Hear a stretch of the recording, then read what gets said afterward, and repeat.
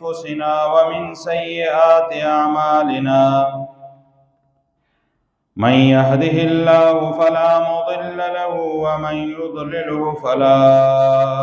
هادي له ونشهد أن لا إله إلا الله وحده لا شريك له ونشهد أن سيدنا ومولانا محمدا عبده ورسوله أما بعد فأعوذ بالله من الشيطان الرجيم بسم الله الرحمن الرحيم يا أيها الذين آمنوا كتب عليكم الصيام كما كتب على الذين من قبلكم لعلكم تتقون قال النبي صلى الله عليه وسلم من صام رمضان إيمانا واحتسابا غفر له ما تقدم من ذنبه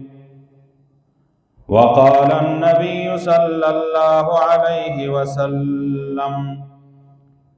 من قام رمضان إيمانا واحتسابا غفر له ما تقدم من ذنبه أو كما قال عليه الصلاة والسلام إن الله وملائكته يصلون على النبي يا أيها الذين آمنوا صلوا عليه وسلموا تسليما اللهم صل على محمد وعلى آل محمد كما صليت على إبراهيم وعلى آل إبراهيم إنك حميد مجيد اللهم بارك على محمد وعلى آل محمد كما باركت على إبراهيم وعلى آل إبراهيم إنك حميد مجيد محترم ورونو دی روزی والا میاس سل برکاتو او دی الله رب العزت دی رحمتون ډکه میاس ته په موږ او تاسې باندې راله دا هغه میاس ته چې د دغې میاشتې لپاره به نبی علیه صلات وسلام 2 میاشتې مخکې دعاګانې کړي دا هغه میاشت ته چې د دغې میاشتې لپاره به اولیاء الله دیندارو خلکو د الله رب العزت ولیانو زړل او دغه دعا به غوښتله چې الله رب العزت دغه د رمضان برکتونه یو ری بیا موږ ته په ژوند کې راکړي دغه د روزې والا میاشت دغه د الله رب العزت د رحمتو او د برکتونو ډکه میاشت الله رب العزت موږ او تاسو ته نصیب کړه باید هر مسلمان په دغه میاشت کې د الله رب العزت عبادت طرف ته متوجي او د الله رب العزت رضا طرف ته متوجي کوم برکتونه کوم رحمتونه چې په دغه میاشت کې الله رب العزت خپل مخلصین او بندگانو ته خپل مؤمنانو بندگانو ته ورکړي او موږ او تاسو په یو رحمتو او برکتو کې الله رب العزت داخل د سینې چې د نبی علیه صلوات و سلام د بدعا شکار شو چې نبی علیه صلوات و سلام فرمایلی بدبخت ده هغه څوک چې د رمضان میاشت په تیر سره او الله رب العزت ته مغفرتونه مغفرت به الله رب العزت ایک انسان تکی سے بدیمیاز کی اللہ رب العزت تا عبادت کوم عبادتونه چې الله رب العزت په دغه میاس کې بده باندې لازم کړي هغه عبادتونه په صحیح طریقه سره ادا کړي کچيري انسان دغه عبادتونه په صحیح طریقه سره ادا نه کړي الله رب العزت هغه برکتونه چې یو مسلمان ته ورکوي د دغه انسان به بیا په هغو برکتو کې حصه نه او که چیرې یو مسلمان د هغو منهیاتو نه د هغو ګناهو نه ځان په دغه میاشت کې ونه ساتي چې هغه د مسلمان په روزه باندې اثر انداز کیږي، د مسلمان روزه متاثر کوي، د مسلمان روزه خرابوي او د هغې خرابېدو وجې چې د مسلمان هغه ثواب چې ده ته الله رب العزت د روزې په وجه سره ورکوي د هغه نه محرومه شي. هر مسلمان کوشش دې خبرې وکړي چې الله رب العزت ته په عبادت کې ځان مصروفه وساتي، شپه او ورځ د الله رب العزت په دربار کې ذکر، اذکار، دعاګانې او د الله رب العزت احکاماتو ته متوجه اوسي. دغه میاشت چې الله رب العزت مسلمانانو ته ورکړې ده دا د دغو مسلمانانو خصوصیت ده. دا په دغو مسلمانانو باندې د الله رب العزت خصوصي انعام ده چې الله رب العزت په دومره کم ورځو کې الله رب العزت د زندگی ټول ګناهونه معاف کوي. نبی علیہ الصلوۃ والسلام فرمایلی من صام رمضان ایمانا و احتسابا غفر له ما تقدم من ذنبه. کوم سړی چې د روزې په میاشت کې روزې ونیولې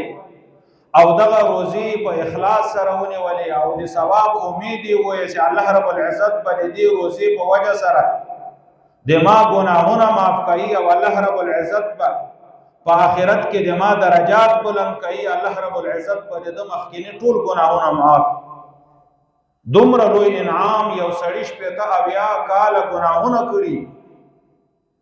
او دای په اخلاص سره د الله رب العزت په دربار کې دغه روزه ونیسي، الله رب العزت له ټولو ګناهو ورتېرېږي. دا په دغه امت باندې احسان ده د الله رب العزت، دا په دغه امت باندې د الله رب العزت انعام ده چې الله رب العزت به طور انعام ته دغه روزه ورکړې ده چې د تا ګناهونه په دې باندې معاف کړم. دا د دغه امت خصوصیت ته په دومره کم اوقاتو باندې الله رب العزت د شپېتو او د اویاو کالو ګناهونه ورته معاف کوي. هر انسان په دنیا کې خطاکار ده. الله رب العزت پیغمبر علیہ الصلوۃ والسلام فرمائی کل بنی آدم خطاؤون، ہر انسان نہ په دنیا کې خطا کیږي، د خطا نه سے پاک انسان دغه پیغمبر ده. د پیغمبر نه ما سوا که ولی ده که قطب ده که ابدال دي د ده نه په زندگی کې ګناه خامخا کیږي. نبی علیہ الصلوۃ والسلام فرمایلی وخیر الخطائین التوابون، بهترین گناهگار الله رب العزت ته خوښ گناهگار هغه څوک ده چې ګناه تېر وسو او توبه یې پرې وایست. دغه د روزې والا میاشت د مسلمانانو لپاره د توبې د قبلولو هغه ساعات دي، هغه اوقات دي چې الله رب العزت په دغه روزې په میاشت کې د مسلمانانو ګناهونه معاف کوي چې کوم توبهګار شي. هر مسلمان باید د دې خبرې کوشش وکړي چې خپل هغه ګناهونه چې د په زندگی کې سوي دي، هر قسمه ګناهونه چې دی الله رب العزت ته په دغه میاشت کې توبهګار شي، د الله رب العزت عبادت وکړي، الله رب العزت ته استغفار وایي چې هغه ګناهونه الله رب العزت موږ او تاسو ته معاف. بل نبی علیہ الصلوۃ والسلام فرمایلی من قام رمضان ایمانا و احتسابا غفر له ما تقدم من ذنبه. چا سے په دغه روزې په میاشت کې قیام وکړو یا تراویح وکړې، تهجد یې وکړو، الله رب العزت دې قیام په وجه سره د الله رب العزت مخ ته د رضا په وجه سره الله رب العزت ټول ګناهونه ور معاف کوي. دا د انسان لپاره انعام نه دی، نو بیا څه شی دی چې الله رب العزت دومره لوی لوی ګناهونه په دومره وړه وړه خبره په دغه میاشت کې معاف کوي. نو دا د رحمتو او د برکتو والا میاشت چې الله رب العزت په دغه امت باندې خصوصیت کړی ده چې دغه میاشت یې ورکړې ده به طور انعام چې په دغه کې خواري وکاږه، ډېر کم اوقات دي، ډېر ورځې دي، خواري وکاږه چې آخرت دې آباد شي، په دې کې د دین کار وکړه، عبادت وکړه چې آخرت کې لوی لوی انعامونه درته میلاو شي. یو انسان په دغه میاشت کې د الله رب العزت د دین نه غافل دی، د الله رب العزت د رضا نه غافل دی، د الله رب العزت د خوشاله کولو نه غافل دی، د عبادت نه غافل دی، دغه بدبخت انسان څوک دومره وړکی وخت کې دومره کم وخت کې الله رب العزت خپل د رحمت دروازې خلاصې کړي، د جنت دروازې خلاصې کړي، د عذابو دروازې بند دي، او هر انسان ته الله رب العزت مغفرت کسی مغفرت غواړي، لیکن یو انسان مغفرت نه غواړي، یو انسان دی الله رب العزت بخشش نه غواړي، الله رب العزت عبادت نه کی، دغه نه به بدبخت انسان څوک کی بیا. نو محترم ورونو دغه روزه سي الله رب العزت په موږ او په تاسې باندې راوستي او په موږ او په تاسې فرض کړي ده، دا د الله رب العزت له جانب نه انعام ده، احسان ده. الله رب العزت په دې آیت کې فرمایي یا ایها الذین آمنو، اے د ایمان خاوندانو. قرآن مجید کې الله رب العزت مؤمنانو ته خطاب کسی غربلی په عجیب انداز سره یې یو چاته څوک आवाज یو څوک ستر غواړي نو دغه راغوښتل په دوه طریقې سره، یا خو به دغه سړي نوم اخلي پلانکای ته دلته راسه، یا خو به دغه سړي رابللو لپاره هغه وصف یا هغه رشته استعمالوي چې هغه رشته له تا سره ده. پلار زوی ته آواز کی پلانکه ته راسه، پلار زوی ته آواز کی پلانکه ته راسه، په نوم باندې زوی نوم اخلي، په دغه کې دومره محبت نه ده. لیکن یو زوی تپلار آواز کی اے زمانه اے بچیا، نو دغ د بچی په ټکی کې چې د پلار او د زوی په منځ کې رشته ده د بچیوالي، په دغه کې په دغه لفظ کې یو محبت ډک ده، دغه لفظ دغه خطاب د محبت نه ډک ده. چې کله یو پلار خپل بچی ته د بچی نوم د اخیستونه پرته آواز وکړي اے بچی دلته راسه، نو دغه بچی څومره خوشحاله کیږي. کچیرې نوم ورته استعمال کې په نوم باندې دومره نه خوشحاله کیږي لکه څرنګه چې پلار بچی ته وایي چې اے بچی دلته راسه. دغه رنګه الله رب العزت دی مسلمانانو ته خطاب کړی دی، د عبد خطاب یې نه ده کړی اے د ما بنده. الله رب العزت او د بنده په منځ کې چې کومه رشته ده د ایمان، الله رب العزت دغه تذکره کړي یا ایها الذین آمنو. په دې ایمان په ټکي کې د الله رب العزت محبت پروت ده. د دې نه دغه معلومیږي چې د دغه مسلمان بنده سره د الله رب العزت محبت ده، ځکه یې په آمنو سره خطاب وکړو خپل دغه مسلمان بنده ته، د الله رب العزت دغه مؤمن سره محبت ده، نو ځکه یې د ایمان وال لفظ ورته استعمال کړي یا ایها الذین آمنو، اے د ایمان خاونده، اے هغه انسان چې تا په ما باندې ایمان راوړی ده. کتب علیکم الصیام، پتا باندې مې لازم کړي دی روزي، او په دې باندې مخه پکې چې دا روزي پتا باندې صرف لازم سوي، کما کتب علی الذین من قبلکم. یو انسان بیاي چې خدای پاک دا خو ډیر په تکلیف کې دی ورځولم، ورځ به ټوله په لوږه تنده تېروم، په ځان باندې به مشقت تېروم، ګرمي یا د یخ موسم راځي لوږه تنده په انسان باندې راځي، خدای پاک دا خو ډیر په مصیبت او په تکلیف کې دی واچولم. الله رب العزت فرمایي دغه څه نه ده د ما بنده، دا یو ته نه یې چې ما په تا باندې دغه روزې فرض کړي. کما کتب علی الذین من قبلکم، داسې ور مې در باندې لازم کړي دي چې د تا نه مخکې کوم امتونه تیر سوي، کوم قومونه تیر سوي، کوم مسلمانان تیر سوي دي، په هغو باندې مې لازم کړي وي، خو د هغو خپله طریقه وه. دا نا امیدي دې زړه ته ونه درېږي چې دغه روزې خو صرف په ما لازم سوي دي، بلکې صرف په تا نه دي لازم سوي دي، تا نه مخکې قومو باندې الله رب العزت فرمایي ما لازم کړي وي. او دغه روزې ګټه څه لري؟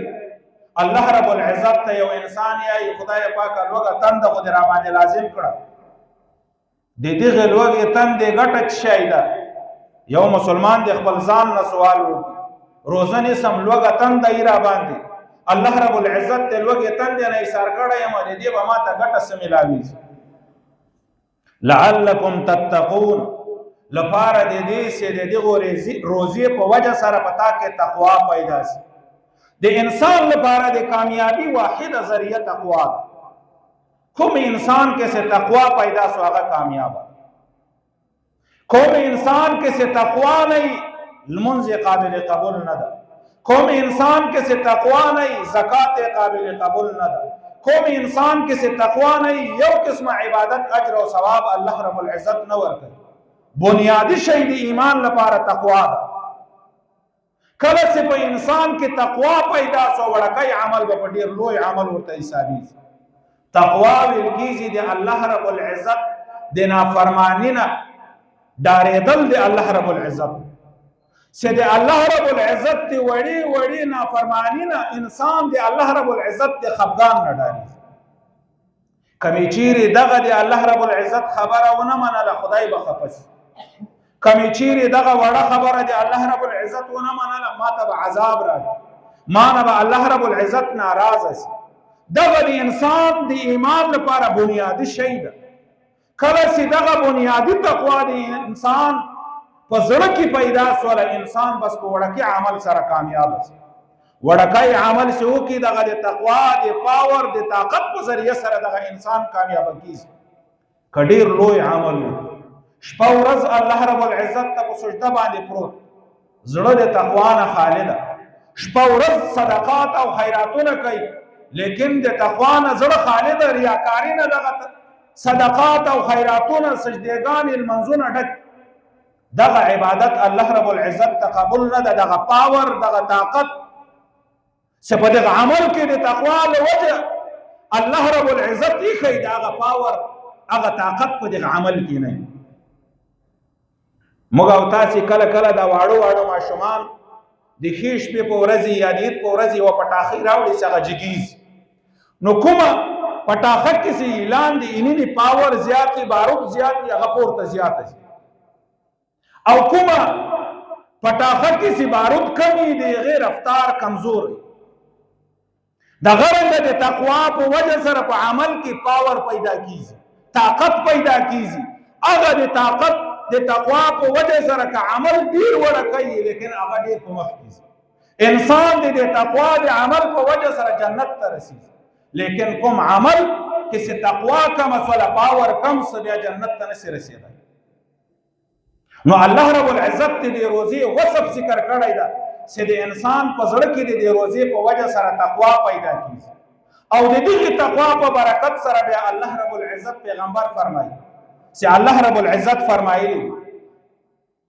الصوم لي وانا اجزي به دغه روزه د ما دومره خوښ عبادت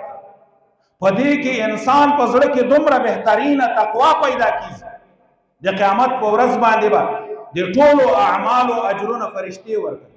الله رب العزت په فرشتو ته وایي د لمانځه دومره اجر ورکړي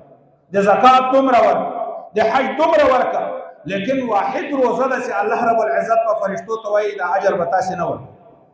دا د ما کار ده وانه اجزي به د دې بدله به زه د خپل شان مطابق ورکړم نو هر انسان ته به د قیامت په ورځ باندې چې اجر د نیکو اعمالو ورکوي واحد روزه ده چې الله رب العزت په خپله د خپل شان مطابق ورکوي یو انسان د ځان سره فیصله وکړي د الله رب العزت څومره لوی شان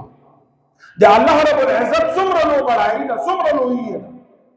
د خپل شان مطابق په یو انسان لپاره فیصله د اجر او ثواب الله رب العزت په خپل دست قدرت سره د انسان ته اجر او ثواب د روزي په وجه سره خدا د روزه په هیڅ حالت کې انسان نیولې سي د پزړه کې تقوا د الله رب العزت دار موجودي صرف په خلو باندې روزه الله رب العزت قابل قبول نه ده خوراک نه دي ځان ایثار کړي چې خاک نه دي ځان ایثار کړي نور اعمال دي کفارو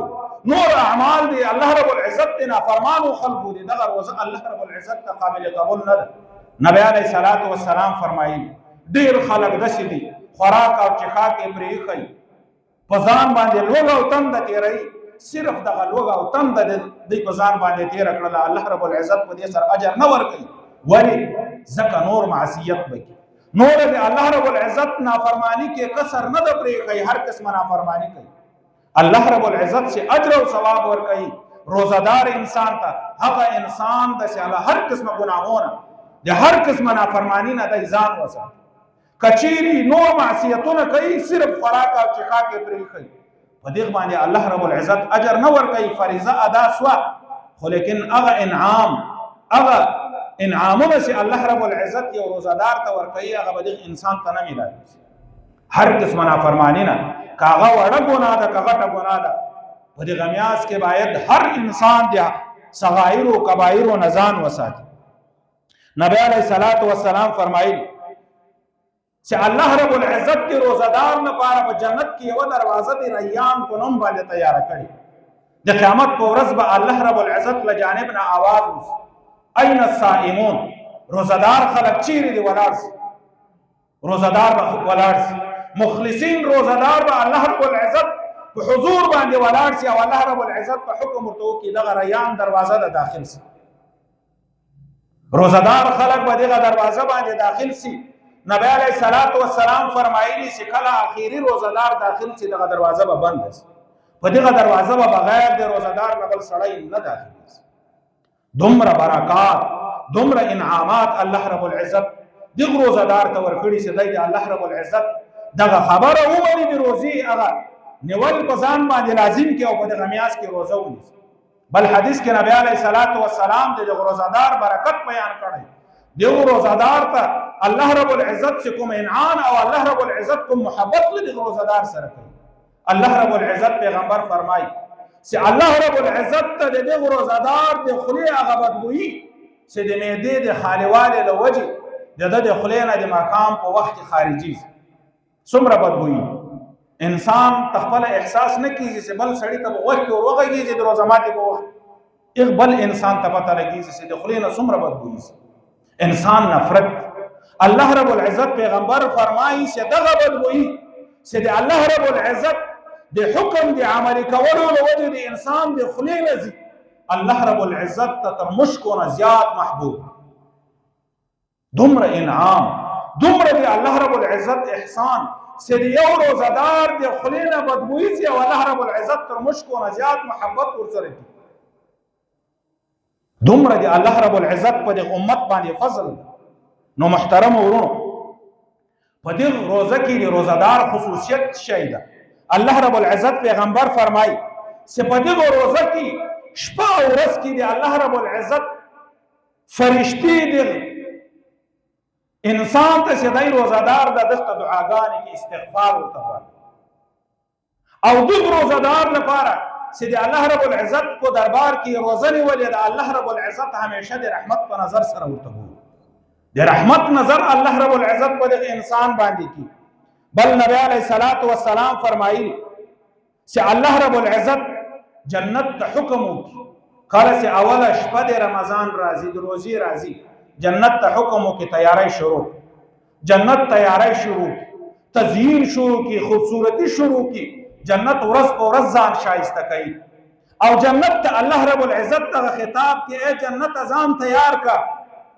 دما مخلصین بندگان در تر روان دي په دنیا کې بزان باندې لوګه تنگ تیری په دنیا کې بزان باندې مصیبت او تکلیف تیری ان قریب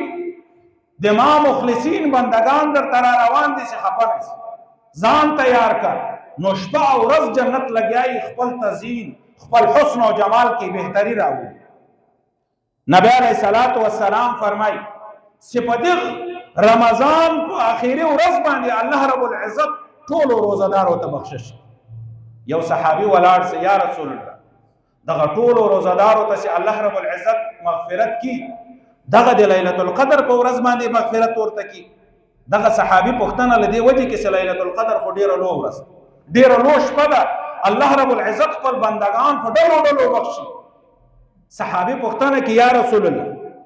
دغه مغفرت سے الله رب العزت خپل بندگانو ته کی دغه دی ليله القدر په شپه باندې کی نبی علیہ الصلوۃ والسلام ورته فرمایي سنا کله چې یو مزدور مزدوری کی او مزدوری مکمل کړل د مزدوری مکمل کولو نه ورسته مزدوری د تملای کله چې د رمضان میاس مکمل سره او روزي مکمل ونیوي الله رب العزت په آخري شپه باندې ټولو بندگانو ته مغفرت. نو محترم ورونو دا د برکتونو ډکه میاشت دا باید موږ او تاسې دغه احساس ونکړو چې الله رب العزت په موږ ولې لازم کړي. موږ د خدای پاک څومره احکامات تر پښو لاندې کړي. په دغه میاشت کې ټول هغه ګناهونه الله رب العزت معاف کوي. باید هر مسلمان دې ته تیار اوسي چې د الله رب العزت د مغفرت او د الله رب العزت د جهنم نه دی پناه وغواړي. او نبی علیه الصلاة والسلام فرمایي چې په دغه روزې په میاشت کې تاسې د څلورو شیانو کثرت کوي. یو لا اله الا الله ډېره یاد. هر مسلمان ناسي ولاړي دکانداري ډرایوري که مزدوري خوله باندې پابندي نشته، مزدوري په لاس باندې کیږي. هر مسلمان په ناسته په ولاړه باید لا اله الا الله وایي. دوم نبی علیه الصلاة والسلام فرمایلي استغفار په دغه میاشت کې د الله رب العزت نه بخشش وغواړي. هر مسلمان د الله رب العزت په دربار کې د سترګو نه اوښکې وبهي، توبهګار چې په ګناهو باندې استغفار وغواړي. دریم نبی علیه الصلاة والسلام فرمایلي هر مسلمان ته پکار دا دی چې د الله رب العزت نه جنت وغواړي. د جنت دروازې خلاصې دي، وړه وړه بانه باندې الله رب العزت جنت ورکوي. په دغه میاشت کې باید جنت مسلمان د الله رب العزت نه وغواړي. څلورم نبی علیه الصلاة والسلام فرمایلي باید هر مسلمان د جهنم د اور نه پناه وغواړي چې الله رب العزت د جهنم د اور نه خلاص. کوم جهنم اور چې د ما په حصه کې تا لیکلی ده د ما د معصیت له وجې د ما د نافرماني له وجې الله رب العزت معصیت او نافرماني راته معاف او ما د جهنم د اور نه خلاص. ځکه د جهنم دروازې بندې دي. الله رب العزت په وړه خبره باندې انسان ته مغفرت. نو هر مسلمان ته پکار دغه دی چې الله رب العزت عبادت طرف ته متوجي. دغه د رمضان میاشت په غفلت کې په مسلمانانو تیره نشي، داسې تیره نشي چې د نبی علیه الصلاة والسلام د شعرا لاندې موږ او تاسې راسو نامراده سو او د الله رب العزت بدبخته ترین انسانان په دنیا کې ونه. باید هر مسلمان کوشش وکړي چې په دغه میاشت کې الله رب العزت راضي کړي. واخر دعوانا ان الحمد لله رب العالمین.